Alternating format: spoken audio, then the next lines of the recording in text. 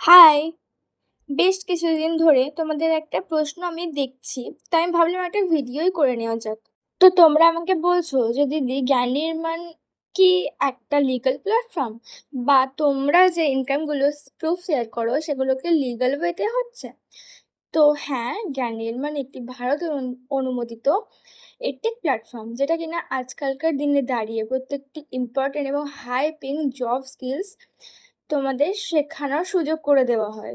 সেই স্কিলসগুলোকে শিখে তোমরা কিভাবে ইনকাম করতে পারবে, তোমাদের প্রপার ট্রেনিং প্রোভাইড করা হয় তার জন্য।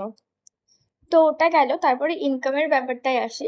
আমরা যে ইনকামগুলো ক্রিয়েট করছি সেই ইনকামগুলো 2% আমাদের টিডিএস কাট করার পর অ্যাকাউন্টে ক্রেডিট হয়। অর্থাৎ আমরা যে ইনকামগুলো করছি সেই ইনকাম 2% আমাদের গভর্নমেন্টকে ট্যাক্স প্রোভাইড করে তারপর অ্যাকাউন্টে ক্রেডিট হয়।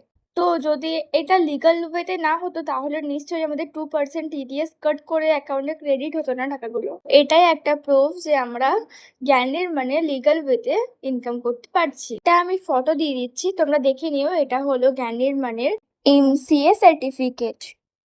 জ্ঞান নির্মাণ বিষয়ে যদি আরো প্রুফ দেখতে চাইছো তাহলে আমার পেজটাকে ফলো করে নিও।